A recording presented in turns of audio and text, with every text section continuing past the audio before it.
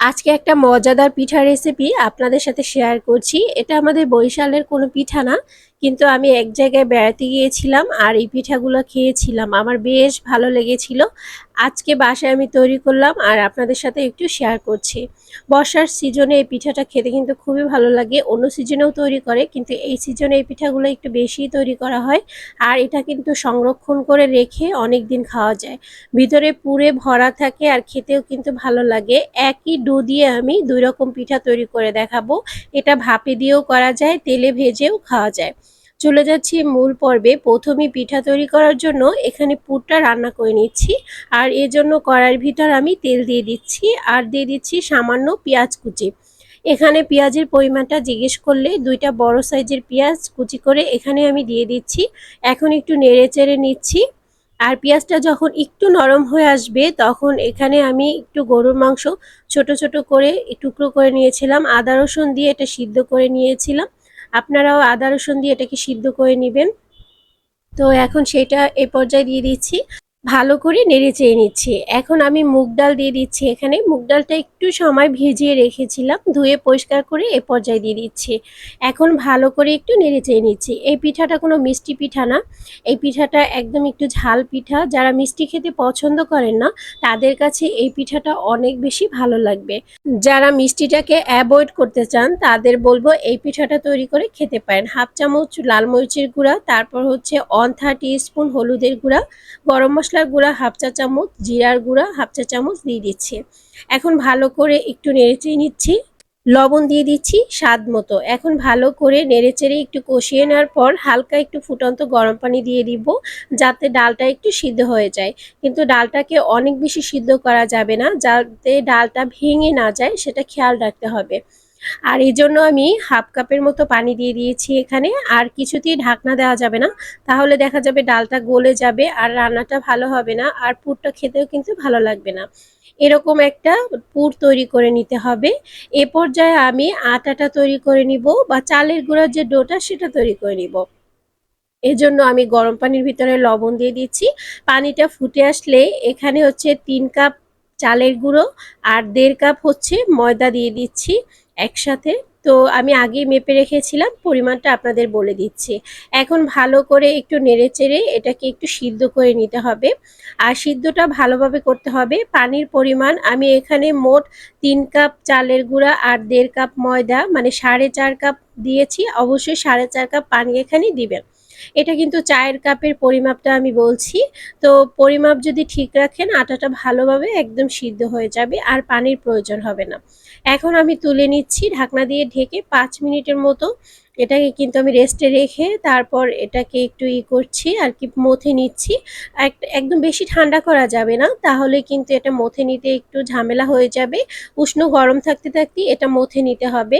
আর দেখতেই পাচ্ছেন কত সহজে এটা মথে নেওয়া যাচ্ছে। খুব সহজে কিন্তু এটা হয়ে যাবে। এখন সুন্দর করে মথে নিলে এরকম একটা লুক চলে আসবে আর এরকম সফট হবে। একটু লেজি হাতের ভিতরে আমি নিয়ে নিচ্ছি রুটি তৈরি করার জন্য। বড় রুটি থেকে ছোট ছোট রুটি তৈরি করে নিতে হবে। এজন্য আমি প্রথমে একটু বড় রুটি তৈরি করে নিচ্ছি। একটু আটা ছড়িয়ে নিয়েছি, তারপর রুটিটা বেলে নিচ্ছি। যেহেতু আর যে চালের মিশ্রণটা সেটা অনেকটা সফট, এজন্য আটা বিছিয়ে নিতে হবে বা ছড়িয়ে নিতে হবে। এখন এরকম পুরো রাখতে হবে, অনেক বেশি পাতলা না, মিডিয়াম পর্যায়ের একটা রুটি তৈরি করে তারপর আমি একটা কাটারের সাহায্যে একটু কেটে নিচ্ছি, ছোট ছোট রুটি তৈরি করে নিচ্ছি। আর এই যে দেখুন সুন্দর রুটি হয়ে গেছে ছোট ছোট। এখন আমি পুর দিয়ে দিব। আর এভাবে যদি রুটিটা তৈরি করেন তাহলে কিন্তু সব পিঠাগুলা একই সাইজের হবে, দেখতেও ভালো লাগবে, খেতেও ভালো লাগবে। তো এ পর্যায়ে পুর ভিতরে দিয়ে দিচ্ছি। অনেক বেশি পুর দেওয়া যাবে না, তাহলে পিঠা ফেটে যাওয়ার সম্ভাবনা থাকতে পারে। অল্প পুর দিয়ে নেবেন, বেশি পুর দিলে ঝামেলা হয়ে যেতে পারে। তো এই জন্য অল্প পুর দিয়ে নিয়েছি আর উপর থেকে অন্য একটা রুটি বসিয়ে দিয়ে একটু চাপ দিতে হবে, হালকা হাতে চাপ দিতে হবে। তো তারপর কাঁটা চামচ দিয়ে এভাবে একটু ডিজাইন করে নেবেন, তাতে ডিজাইনও হয়ে যাবে আর সাইডের যে ফোল্ড করা হয়ে যাবে, এতে আর ভিতরের পুরটা বের হয়ে যাবে না। খুব সহজেই দেখানোর চেষ্টা করেছি, আশা করছি বুঝতে পারছেন। আপনাদের সুবিধার্থে আমি আরও একটা পিঠা তৈরি করে দেখাচ্ছি। আমি আবারও ছোট একটা রুটি নিয়ে নিয়েছি। এই পর্যায়ে এখানে আমি পুর দিয়ে দিচ্ছি ভিতরে। আমি গরু মাংস দিয়ে করেছি, আপনারা চাইলে এখানে মুরগির মাংস ব্যবহার করতে পারেন। আর এই পিঠাটা সংরক্ষণ করে রাখতে পারেন। এখন আমি হাত দিয়ে উপর দিকে আরেকটা রুটি দিয়ে দিচ্ছি, ছোট রুটি। আর সেম ভাবে প্রথমটা যেরকম করেছিলাম কাঁটা চামচের সাহায্যে একটু ডিজাইন করে নিচ্ছি। আর পিঠাটা কিন্তু তৈরি হয়ে গেল। এভাবে কিন্তু সব পিঠাগুলো আমি একইভাবে এক এক করে তৈরি করে নেব। এখন এই যে অনেকগুলো পিঠা তৈরি হয়ে গেছে, এখন আমি একটু ভেজে দেখাচ্ছি। ভেজে নেওয়ার জন্য তেলটা গরম করে নিয়েছি আর এর ভিতর পিঠাগুলো আমি দিয়ে দিচ্ছি। উপরে একা একাই দেখবেন পিঠাগুলো ভেসে উঠছে, কারণ তেলটা যেহেতু গরম ছিল। এখন আমি একটু উল্টে পাল্টে ভালো করে ভেজে নিব।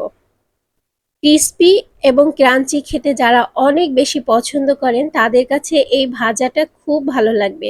আর যারা তেলটাকে অ্যাভয়েড করতে চান তারা এটাকে ভাপে দিয়ে খেতে খুব বেশি ভালো লাগবে। পিঠাগুলো ভাজা হয়ে গেছে, আমি তুলে নিচ্ছি। এখন আমি ভাপে দিয়ে নিচ্ছি, আর ভাপে দেওয়ার জন্য আমি এখানে স্টিনার নিয়েছি। আপনারা চাইলে যে স্টিলের যে স্ট্রেনার আছে সেটাও ব্যবহার করতে পারেন। পানিটা আগে ফুটে এসেছে, স্ট্রেনার বসিয়ে দিয়েছি। এখন আমি এটাকে ভাপে দিয়ে নিচ্ছি। এখানে চুলার আঁচটা মিডিয়াম লোতে রেখে 40 মিনিটের মতো ভাপে দিয়েছি। আর এটা কিন্তু রেডি হয়ে গেছে, দেখে অবশ্যই বুঝতে পারছেন। এখন আমি পরিবেশন করে আপনাদের সাথে শেয়ার করছি। পিঠাগুলো পরিবেশন করে নিয়েছি। কেমন লেগেছে আজকের রেসিপি অবশ্যই কমেন্ট সেকশনে জানাবেন। ভালো লাগলে লাইক শেয়ার কমেন্ট করবেন।